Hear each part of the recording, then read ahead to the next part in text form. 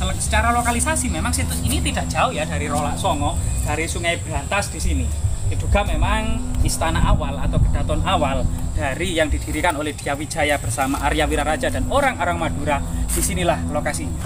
Struktur batu bata kuno era Majapahit sekitar abad ke-13 gitu ya, itu banyak sekali berserak. Oke guys, jangan lupa like, subscribe, dan komen ya kan.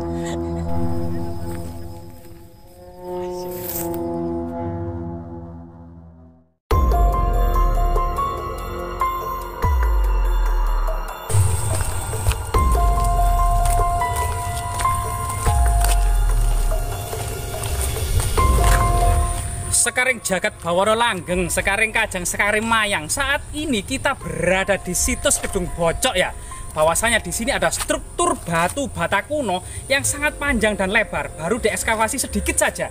Dan di situ ada struktur batu bata yang saling menyilang. Di situ juga ada tumpukan batu bata kuno dengan kemudian ketebalan sekitar 3 cm. Diduga memang pada masa Majapahit ya, dari ketebalannya. Memang sudah lama ya situs-situs seperti ini tuh diam 1000 bahasa. Coba kita kemudian mengetuk atau kemudian batu bata yang berserak di sini untuk kemudian berbicara soal masa lalunya. Di sini kita akan menemukan selain batu bata kuno yang berserak gitu ya, juga ada pecahan tembikar. Nah, pecahan-pecahan tembikar ini diduga memang gerabah atau peralatan-peralatan pada masa kuno, pada masa Majapahit ya. Banyak sekali peralatan-peralatan. Diduga di sini memang jejak kedaton atau istana awal kerajaan Majapahit. Nah ini ada tulisan besar lambang Surya Majapahit. Nah ini lambang Surya Majapahit atau Nawasanga Dewa 9, termasuk kemudian putra kedaton Majapahit. Nah di sini, meskipun di sini wilayahnya terletak di dusun ya, di desa Kedung Bocok, Kecamatan Tarik, Kabupaten Sidoarjo, Jawa Timur.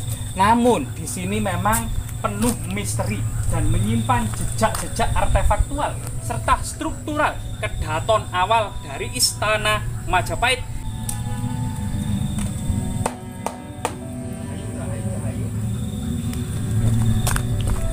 Ternyata di makam umum desa Kedung Bocok ini batu bata kunonya itu gemeletak, kemeleler, dan banyak sekali berserak. Artinya memang di sini ada situs penting pada masa lalunya.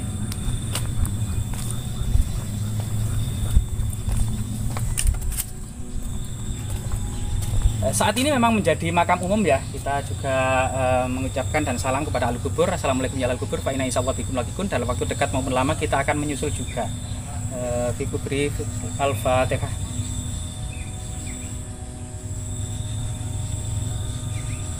Ya, pada sore hari ini memang di bawah temaram dan di bawah rindangnya pohon kamboja gitu ya, yang mengingatkan pada tanaman-tanaman pada masa Majapahit, berbunga putih, ya, berjatuhan, bertelekan di atas batu bata kuno. Nah ini adalah bunga kamboja. Di sini ada punden yang sangat keramat juga.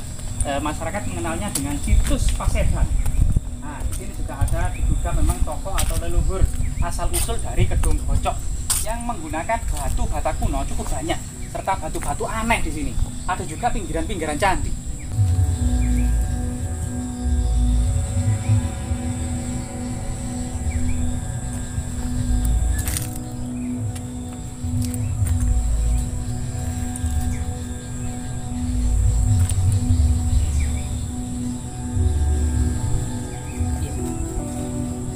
Batu bata kuno di sini itu berbagai ukuran, mulai dari ketebalannya sekitar 3 cm sampai kemudian 4 cm. Batu batanya juga beragam. Memang mengingatkan pada situs-situs masa kerajaan Majapahit yang ukuran batu batanya sangat beragam. Terutama kemudian ukuran yang paling mencorok dengan ciri-ciri kerajaan Majapahit adalah lebar sekitar 3 cm di sini. Nah, di sini banyak. Nah, ini. Selain kemudian ada batu bata kuno, juga ada batu candi ya di sini. Ada batu candi ini, juga batu candi ini berupa pinggiran candi. Nah ini pinggiran candi. Nah ini.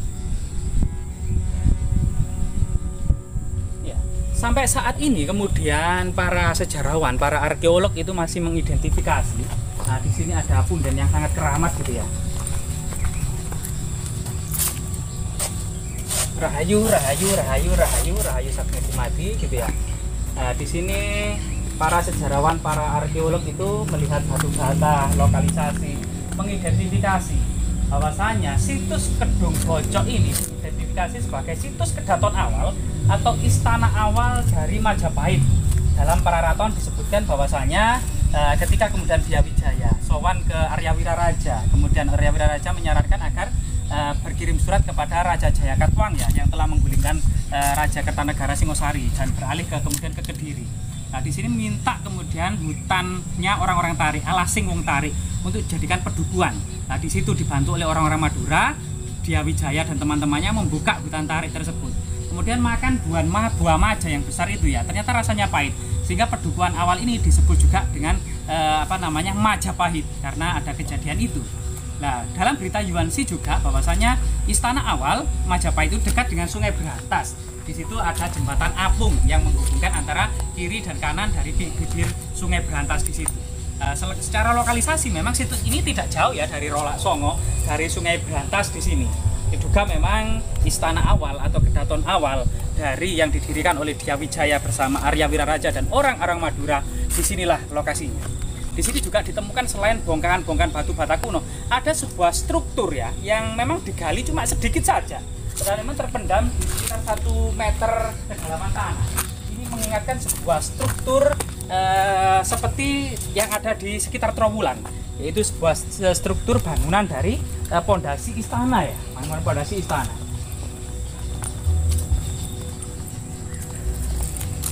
Ya.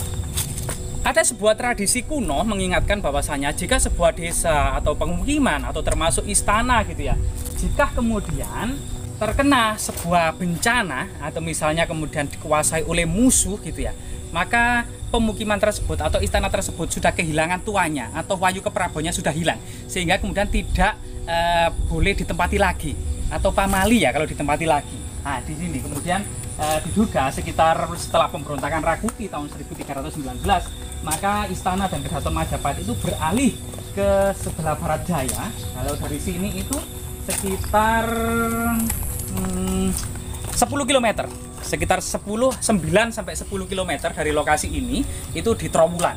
Nah, ini.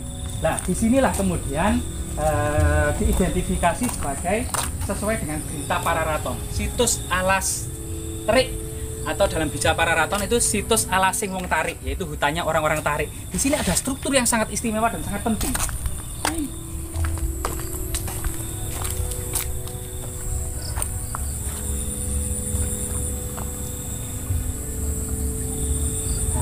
Nah, di sini ada sebuah struktur yang memanjang ke arah sana dan di dalam kedalaman sekitar 1 meter dari permukaan tanah. Ini diduga masih panjang ke sana dan ini masih panjang ke sana.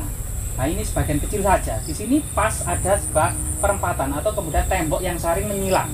Artinya memang ada tembok-tembok yang terus ke sana dan ke sana, ada persilangan-persilangan tembok yang ke sana.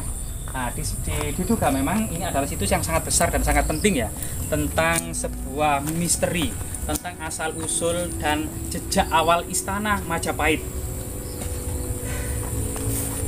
Memang tidak banyak sumber yang kemudian bisa menjelaskan tentang istana awal dari kerajaan Majapahit yang ada di lokasi ini ya. Memang sumber Pararaton dan Yuansi, yaitu berita tentang penyerangan pasukan Mongol. Di situ kemudian pemimpin pasukan Mongol seperti Gausing, Sipi, dan Ikemisi itu memberitakan bahwasanya kedaton atau istana Majapahit itu dekat dengan Sungai Berantas dan di situ ada jembatan apung. Disitulah kemudian jejak-jejak bahwasanya lokasi awal istana Majapahit itu berada di dekat Sungai Berantas dan sangat erat kaitannya dengan sebuah nama desa Tarik. Situs seperti ini itu sehingga kemudian menepis anggapan kalau di sana di Jakarta itu orang-orang hanya bilang bahwasanya Majapahit itu hanya legenda belaka gitu ya. Itu akan bisa melihat faktanya.